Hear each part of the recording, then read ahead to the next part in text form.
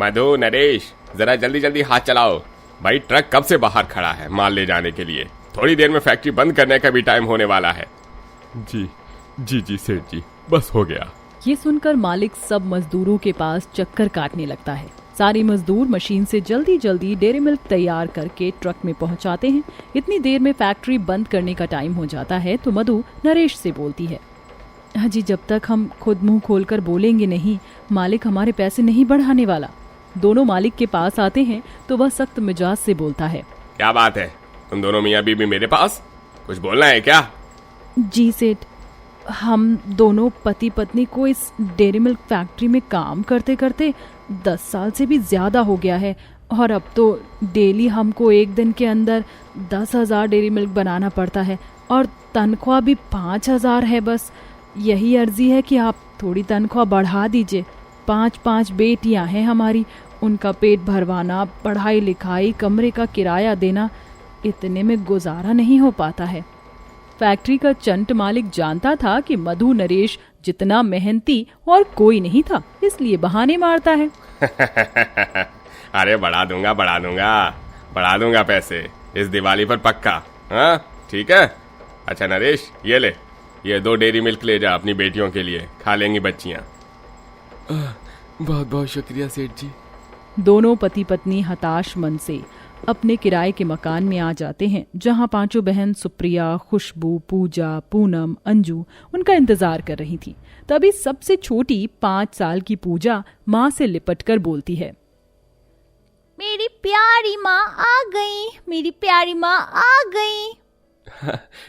देखो तो आज तुम्हारे पिता तुम 5 बहनों के लिए क्या लेकर आए हैं, डेयरी मिल्क चॉकलेट। कौन खाएगा? ये दोनों चॉकलेट मैं खाऊंगी। ओए पूजा की बच्ची, मैं तुझे दोनों चॉकलेट अकेले नहीं खाने दूंगी। इसमें मेरा, पूनम दीदी का, खुशबू दीदी का और सुप्रिया दीदी का भी हिस्सा है। चल दे। नहीं नहीं नहीं, मैं नहीं दूंगी मेरी चॉकलेट। माँ देखो ना इस अंजू दीदी को। पूजा, तुम तो माँ की अच्छी बच्ची हो ना, एक दूसरे से मिल बांट कर खाने से प्यार बढ़ता है। पूजा अपनी चारों बड़ी बहन को भी चॉकलेट देती है। तभी जरा सा चॉकलेट जमीन पर गिरते ही वहां बहुत सारी चींटियां आ जाती हैं। तो खुशबू चींटी को मारने वाली होती है तो मधु रोक देती है। माँ, तुमने इस चींटी को क्यों बचाया? पता है ये कितने जोर की काटती है। थोड़ा सा घर में कुछ भी मीठा गिरता है तो आ जाती है सबकी सब। खुशबू बेटी, हमारी तरह इन चींटियों को भी भूख लगती है, इसलिए खाना ढूंढने घर घर जाती हैं और ये ऐसे किसी को नुकसान नहीं पहुंचाती हैं। आओ मैं तुम सबको दिखाती हूँ। मधु आंगन में बने छोटे छोटे गड्ढों के पास थोड़ा आटा चीनी रख देती है तो सारी चींटी लाइन बनाकर वहीं आकर खाने लगती हैं। तब बड़ी बेटी सुप्रिया ने कहा, सचमुच माँ, आपने ठीक बोला था, ये चींटियां बेचारी भूखी थी। अब से रोज हम इनको आटा चीनी खिलाएंगे। इस तरह से गरीबी में सही, लेकिन मधु नरेश अपनी 5 बेटियों का भरण पोषण कर रहे थे। मगर जैसे उस परिवार की खुशियों को किसी की नजर लग गई। उस दिन बहुत तगड़ी तूफानी बारिश थी। सड़कें पानी में डूबी हुई थी और देखते ही देखते पूरी रोड तूफान और बारिश में बह जाती है, जिसमें दोनों भगवान को प्यारे हो जाते हैं और एक ही पल में उन 5 बहनों की दुनिया लुट जाती है। नन्ही सी पूजा, अंजू बार बार अपने माता पिता के चेहरे से कफन को हटाकर बारिश में बलख बलख कर रोती हैं। माँ, माँ उठो ना, पिताजी उठ जाओ ना। सुप्रिया दीदी, माँ बाबा बोलते क्यों नहीं है? माँ बाबा मर गए हैं पूजा, अब हम 5 बहनें अनाथ हो गई हैं। सुप्रिया चारों बहनों को गले से लगाती है, जिसके बाद 5 उनका अंतिम संस्कार करके जब वापस घर आती हैं तो उनकी गठरिया मकान के बाहर फेंकी हुई थी और घमंड में चूर मुच्छर मकान मालिक बोलता है, चलो चलो, शोक सभा समाप्त हुई, अब उठाओ अपनी पोटली और दफा हो जाओ तुम अनाथ बहने यहाँ से। अरे मेरे अंगने में अब तुम्हारा कोई काम नहीं है। ये सुनकर सुप्रिया और पूनम मकान मालिक के पैरों में गिरकर गिड़गिड़ाती हुई बोलती हैं, सेठ जी, भगवान के लिए हमें और हमारी अनाथ बहनों को घर से मत निकालिए। हम हाथ जोड़ते हैं, पांव पड़ते हैं आपके। कसाई मालिक पूनम को जोर से लात मारता है। अरे चल हट, एक तो तुम्हारे माँ बाप मेरा किराया खाकर मर गई और मैं तुम्हें मुफ्तखोर बहनों को फ्री में रहने दूंगा। वैसे भी मैंने अब मकान नए परिवार को किराए पर चढ़ा दिया है। सुप्रिया अपनी पोटली सर पर लेकर अनाथ छोटी बहनों का हाथ थामकर सड़कों पर भटकने लगती है। जहां मूसलाधार बारिश से सड़कों में घुटनों तक पानी भरा हुआ था, तभी एक रफ्तार में गुजरती हुई एक गाड़ी लाचार गरीब अनाथ बहनों पर कीचड़ उछालते हुए आगे निकल जाती है, जिससे पूजा और खुशबू अपनी फ्रॉक पर कीचड़ लगा देखकर कुढ़ने लगती हैं। दीदी दीदी देखो, उस गाड़ी वाले ने मेरी फ्रॉक गंदी कर दी। ये माँ ने मुझे दिलाई थी। ये फ्रॉक मेरे पास माँ की आखिरी निशानी है। बोलते बोलते खुशबू रोने लगती है। तभी डबडबाई आंखों से सुप्रिया कहती है, खुशबू ऐसे रोते नहीं, पता है माँ भगवान जी के पास से हमें रोता हुआ देखेंगी तो वो भी रोएंगी, इसलिए चुप हो जाओ। तुम्हारी दीदी कमाने लग जाएगी तो नई फ्रॉक ला देगी, ठीक है? दीदी फिलहाल तो हमें रहने का ठिकाना ढूंढना पड़ेगा, अंधेरा भी जाने वाला है।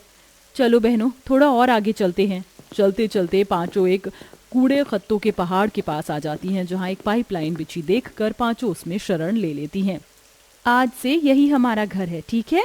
वहीं पूजा पोटली में से चॉकलेट की रैपर निकालकर उसे चाटने लगती है तो सुप्रिया भावुक लफ्जों से बोलती है, पूजा इसमें कुछ नहीं लगा, मत खाओ इसे।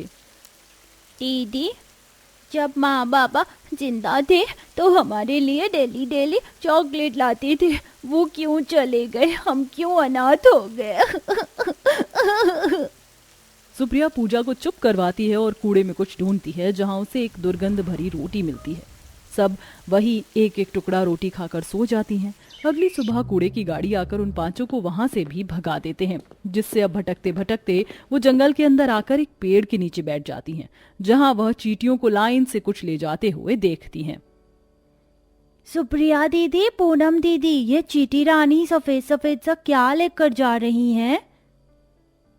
ये अपने और अपने परिवार के लिए भोजन इकट्ठा कर रही हैं अंजू, क्योंकि अब सर्दी पड़ने वाली है ना। ये सर्दी और बारिश के मौसम में बाहर नहीं निकलती, अपने घरों में ही रहती हैं। दीदी सबके पास में घर है, चिड़िया पेड़ों में रहती हैं, चींटियां गुफाओं में और अमीर लोग बड़े बड़े बंगलों में, और एक हम गरीब अनाथ बहनों का कोई घर नहीं है।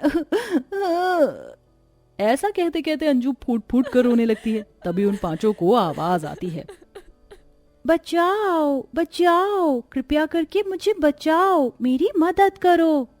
पांचों इधर उधर देखने लगती हैं। ये आवाज कहाँ से आ रही है? जैसे कोई हमसे मदद मांग रहा हो। मुझे बचाइए, कृपया करके मुझे बचाइए, मेरी जान संकट में है। तभी छोटी सी पूजा टुकुर टुकुर जमीन में देखने लगती है, जहां से एक कीड़ा एक घायल चींटी को लेकर जा रहा होता है। सुप्रिया दीदी, पूनम दीदी, ये चींटी हमसे बात कर रही है, इसे बचाना होगा। सुप्रिया चींटी को कीड़े से रिहा कराती है। जाओ प्यारी चींटी रानी, अब तुम आजाद हो, अपने घर में जाओ। तभी एक अद्भुत चमत्कार हो जाता है। चींटी एक जादुई सुनहरी पंखों वाली परी बन जाती है, और जैसे ही छड़ी घुमाती है तो घायल से चंगी भली हो जाती है। तो पूजा चौंक कर बोलती है, ओए माँ, दीदी देखो, चींटी रानी तो परी रानी बन गई। तभी परी खिलखिलाते और मुस्कुराते हुए बोलती है, तुमने सही पहचाना प्यारी, मैं जादुई चींटी परी हूँ। तुमने मेरी जान बचाई और मेरे परिवार को कई बार भोजन भी खिलाया। मांगो, तुम्हें क्या चाहिए? तब अंजू ने रोते हुए कहा, प्यारी परी जी, हमको हमारे माँ बाबा वापस चाहिए। वो हमको खूब चॉकलेट खिलाते थे, उनके जाने के बाद घर भी ले लिया हमसे। माफ करना, मैं तुम्हारे माता पिता को तो नहीं लौटा सकती, मगर तुम पांचों के रहने के लिए तुम्हारे मनपसंद का घर दे सकती हूँ। तभी परी जैसे ही छड़ी घुमाती है तो वहां पर चमचमाता हुआ जादुई चॉकलेट वाला सुंदर सा विशाल घर बन जाता है, जिसे देखकर पांचों अनाथ बहनें हक्की बक्की हो जाती हैं। ये कैसा अलबेला अनोखा घर है, कहीं मेरी आंखें तो नहीं चौंधिया गई जो मुझको चॉकलेट वाला घर दिख रहा है? नहीं, बल्कि ये जादुई चॉकलेट का घर है, जिसमें अब तुम सब आराम से रह सकती हो और जितना मन करे चॉकलेट भी खा सकती हो। ये जादुई चॉकलेट घर तुम्हारी हर विश को पूरी करेगा, पर इस जादुई चॉकलेट घर का भलाई के लिए इस्तेमाल करना। प्यारी चीटी परी जी, तुम्हारा बहुत बहुत शुक्रिया हमको ये जादुई चॉकलेट घर देने के लिए। हम सदा तुम्हारी आभारी रहेंगी। अच्छा, अब मैं चलती हूँ। अलविदा मेरे दोस्तों। फिर पांचों जैसे ही घर के अंदर आती हैं तो दरवाजे, खिड़की, दीवार सब चॉकलेट की बनी हुई थी। अरे वाह, ये चॉकलेट की दीवार में से तो कितनी मीठी मीठी खुशबू आ रही है, मुझे खाना है। ये बोलते अंजू दीवार में से चॉकलेट तोड़ लेती है। अरे नहीं, ये तुमने क्या किया अंजू? चॉकलेट तोड़ दिया, दीवार गिर जाएगी तो। तभी एक चमचमाती रोशनी होती है और दीवार फिर से चॉकलेट से भर जाती है। दीदी आपने देखा अभी क्या हुआ? दीवार दोबारा चॉकलेट से भर गई। फिर तो ये जादुई चॉकलेट घर हमारी मन की इच्छा को पूरी भी कर सकता है। तो मैं मांगती हूँ एक सुंदर सा बेड। तभी चमचमाता हुआ चॉकलेट का पलंग घर के अंदर लग जाता है तो खुशबू बोलती है, मेरी फ्रॉक गंदी हो गई है, मुझे एक सुंदर सी नई फ्रॉक चाहिए। तभी घर में से आवाज आती है, जो हुक्म मेरे आका। और तभी चॉकलेट की फ्रॉक खुशबू को मिलती है जिसे पहनकर वह फूले नहीं समाती।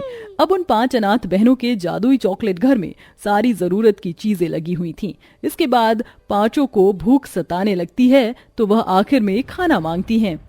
प्यारे जादुई चॉकलेट घर, तुमने हम बहनों को सब कुछ दे दिया, इसके लिए तुम्हारा कोटि कोटि धन्यवाद।